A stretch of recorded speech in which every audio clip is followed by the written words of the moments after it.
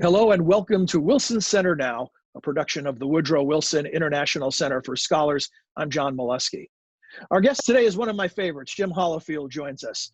Jim is a professor in the Department of Political Science and academic director of the Tower Center at Southern Methodist University. He was a resident scholar with the Wilson Center. Now he's a Global Fellow. Jim, great to see you even virtually. Welcome back.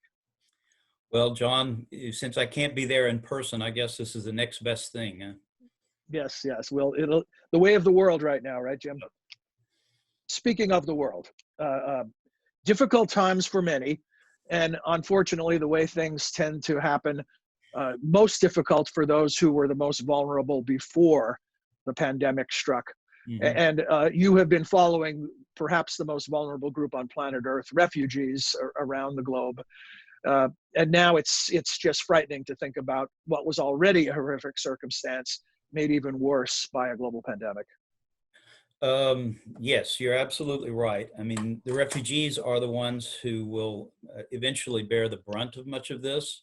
As you said, they're the most vulnerable, especially if they are confined in large camps. And we have not yet seen the full extent of this because we're only beginning to see the spread of the virus in the camps themselves. And these populations are already in trouble. They're weakened. Many people are ill, so they will have a lot of underlying conditions. I guess if there's any possible silver lining here, it's that these populations tend to be younger populations, so they might be slightly less affected than older populations. But we can see with both refugees and migrants in particular, especially seasonal migrants, that there's a great danger here of the virus spreading like wildfire in the camps and in the dormitories. I'm sure that your listeners have probably followed what's happened in Singapore, where there was a feeling that Singapore had crossed the threshold and that they had the virus under control. But they have hundreds of thousands of migrant workers in Singapore, and they're confined in very close quarters in dormitory-like situations. So it's like, I guess, being on a ship or something. It's easy for it to spread in those conditions. So yes, where you started this question, these are very vulnerable populations, and if we don't address this issue, that is to say, through our international organizations, and if nations don't step up to address these issues, it will come back to haunt us, to bite us all. Jim, I think it might be helpful if we could think of the global picture for refugees and migration pre-pandemic. If you could paint a picture for us of the number of people that we're talking about who are affected and where those hotspots might be, and root causes like Yemen, things that you could tell us about what the picture looked like even before we laid on top of it this global pandemic. Well, the best estimates that we have are those given to us by the United Nations, which are referred to simply as people of concern. That is, the people who are either refugees or they have moved and they are seeking asylum, or the third category would be people who are displaced, internally displaced people. And if you put all of those categories together, we're talking over 70 million people. So this is a significant number of people.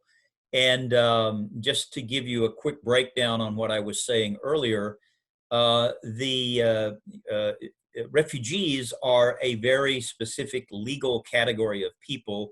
I think there are only, out of those 70 some million, there are only 25 or 26 million refugees. Those are the people who are probably least vulnerable in the sense that they are being taken care of. Now, many of them might be in camps, although most of the people in camps are not refugees. They haven't yet got the status of refugees. Refugees are the ones who have been able to move and are being taken care of somewhere. So that's about 25, 26 million currently. Then there's another large group, I want to say at least 20 million plus, who are, these are people who have been, who are seeking asylum. And I'll give you a good example of this. You have hundreds of thousands of people who are confined on islands, the Greek islands, for example, and they are awaiting some determination of their status, waiting for a hearing. You could also see the same phenomenon along the U.S.-Mexican border, where we have been constantly violating international law and pushing people back into Mexico, so not giving them an asylum hearing. So you have large camps of people just across the U.S.-Mexican border. And again, those people are trying to get asylum. They're trying to request refugee status. The final group is really a large floating population of people who have been displaced, for one reason or another, who are outside of their home, away from their city. If you look at Syria, for example, you've got millions of people there who have been displaced because of the conflict, because of the fighting. You also see this around sub-Saharan Africa and around the Middle East. You mentioned Yemen. I'm not sure we even know exactly how many people have been displaced as a result of the ongoing war in Yemen. But there you've got a population that's incredibly vulnerable. And the latest reports from the World Food Program is that we're looking at a possible mass famine, mass starvation. Yeah, they use the term of biblical proportions Yes, when I talking saw that. about what may happen. Yeah. Yeah, not exactly reassuring. And on top of the scenario that you described that existed pre-pandemic, we ladle on top of it almost the worst case scenario, where it wasn't as if the welcome mat was out in many countries around the world for these groups of people. And now the circumstances, are they in limbo? Are they like the passengers on cruise ships that you described, where no movement is taking place on their official status or any kind of permanent residence? Well, I mean, if you look at the people who are in camps, and there are millions and millions of people who are either enclosed in camps, like the large camps, for example, in Kenya, and they are living really day to day. They live on handouts. They live on whatever aid is coming through the UN and other organizations. So they're completely dependent on international organizations. They're also heavily dependent, obviously, on the Kenyan government. So if as the virus spreads in these camps, the big question, is who's going to be responsible for taking care of these people and for getting them medical treatment. That is a large, I think, unanswered question. If you look at what's going on in Latin America, for example, the largest refugee crisis by far in the Western Hemisphere are the Venezuelans. The last count was we have over 4 million Venezuelans who have fled the country, and very few of them have been put in camps. But obviously, they are living in incredibly difficult conditions, most of them, in very confined quarters. They have to really live from hand to mouth. One thing your readers need to be aware of is, apart from the people in the camps who are getting some kind of assistance, official assistance, most of the rest of this population, they are in very large informal economies. Something like 30–40% of the population in Latin America, these are people who live from day to day and week to week. And if the economy is shutting down and they can't go out to work, they're facing an absolutely dramatic situation because they won't have any food. And you've not got all the basic support networks to sustain these people. I think we've actually seen some of the Venezuelans trickling back home because the situation is so desperate for them that they don't have any choice but perhaps to return home to Venezuela and hope that they can find a way to survive there. The place they were escaping is now the better option. That has become a better option for some of them. For those of us who have the luxury, social distancing has become the order of the day. And you talk about closed quarters. People don't have that luxury. They also may have shortages of water or soap to wash their hands on any kind of regular basis. What do we know about what international organizations or other relief groups are doing to address this problem? Well, I think, the good thing is that we do have what I would call, an international fire brigade, for want of a better term. These are agencies that are really out there on the front lines of this, and many of them are UN agencies. I know the U.S. just cut its funding from WHO, but WHO plays a critical role in trying to monitor what's happening in these populations, to see, if there's a threat of a pandemic, and if the disease is spreading. So the WHO itself plays a critical role throughout Africa and the developing world. We think of the WHO and how it responds to us and the more developed countries, but the WHO plays an even bigger role in Africa and elsewhere. So that's a critical organization. I mentioned the UN High Commission for Refugees. That's an organization that is always underfunded, but they are doing yeoman's work. They are out there using all their resources to try to take care of these populations. So the UN agencies like UNHCR are going to be even more critical. And you have other UN agencies. I won't go through the entire list. And then don't forget all of the NGOs that operate, things like Oxfam and others. They are also out there on the front lines of this. So we do have this great network. But if the wealthy countries, the donor countries, are not stepping up and supporting these organizations, then they're going to run out of resources, and they're going to lose their ability to respond to the crisis. The plight of migrants and refugees didn't just start with COVID-19, right? Mm-hmm. It's been in play, and you've been following it for years. Mm-hmm. And it may have clearly gotten worse, not only in terms of the potential for the disease spreading among populations, but also the fact that a lot of countries are closing their borders and hunkering down, and may do so for an extended period. So I'm thinking in terms of when we start to reopen the world, for lack of a better term, what are the steps that need to happen? What are the things that need to be addressed by, whether it's individual countries or a collective of those countries through the UN or elsewhere? Well, I think there's going to be another crisis or other big crises before we ever get there. And by that, I mean the states that we're talking about, the regions where we're talking about, like East Africa or West Africa.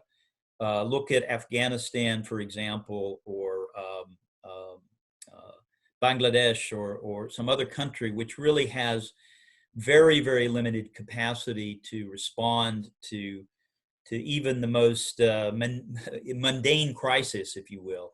So I think there's a danger that these states will simply lose control of the situation. Society may begin, I don't want to be overly dramatic about this, but you could see societies beginning to implode a little bit. And as people become increasingly desperate, if you can't survive where you are, you don't have to be a great migration scholar to figure out what's probably coming next. You're likely to see further mass movements of people. And there's not going to be, most states' borders are fairly, they're fairly open, in the sense that states don't have the capacity to really shut their borders or control their borders. So unless we step up and start thinking about how to address this problem, you could see further large movements of people, which would be even more destabilizing for the regions that are already in difficult circumstances. So, and this would put further stress, if you will, on the organizations that we were talking about earlier, who've already got their hands full with existing populations. So, I guess my basic point here is, when people are truly desperate to survive, they're going to do whatever they can to save themselves and their families. So we could see further waves of migration here. And will states be able to master this? Will they be able to control it? I'm not sure. Well, whatever happens, and obviously we'll hope for the best. We'll be glad that we'll have you as a resource to stay on top of it, because this is an ongoing and critically important story. Jim, before I let you go today, I want to ask you closer to home. How are you doing? Mm-hmm. What's going on at SMU in terms of summer school or preparation for the fall semester? Give us some insight. Well, I mean, we're talking about the crisis that is faced by countries around the world. And I would just start by saying, we're all in the same boat. None of us are going to be impervious, to what's happening here. So the idea somehow that we can circle the wagons, draw up the bridges and sort of hunker down and ride this out without being affected personally by it. I think you were in for a rude awakening on this. So universities and colleges across the United States and literally across the world, they're looking at very dramatic situations in terms of their funding, because universities only work and colleges if we have students. And if students are unable to return to classes in the fall, we won't have any customers, we won't have any clients. So the higher education sector is going to be very dramatically affected by this. And to go back to the migration dimension of it, many universities, it varies from one university to another, but many universities have globalized. They have become incredibly dependent on international students who are willing to come and pay the freight. And we know that a large percentage of those students, both in the United States, Canada, Europe, Australia, many of them are Chinese who have the means to go and study abroad now, but they're not going to be able to do that very possibly. So you lose, that segment of your student population. So, so the idea that this is only going to affect the weakest people in the world or in society, I think that is not true. We're all going to be affected by this, and there will be consequences certainly for human mobility. I mean, just think about, we have lived for decades in a world where we simply take mobility for granted. Yes. That has been stopped in its tracks, essentially. And we have lived in a world, although that world has been under siege for some time now, where we simply assume that people are able to migrate. And if the people are threatened, if their lives are threatened or they're persecuted, that they will be able to move and seek asylum. That's part of the international legal system that's been in place since 1951, since the Refugee Convention. That has essentially been set aside. States like the United States are simply ignoring their international legal commitments. So the danger for me is that, we get into a world here where it's all about beggar thy neighbor, which means the only way I can save myself is by, taking something away from my neighbor or others. And if we go down that path, then it's going to be, I think it's going to be a very long, hard road indeed. If we're able to see beyond our very narrow interests and continue to pursue international and multilateral cooperation. Imagine if the Chinese and the Americans were actually working hand in hand and cooperating on this rather than fighting with each other. So the more we go down that beggar thy neighbor path, and where it's every country for itself, the greater the crisis is going to be, in my view.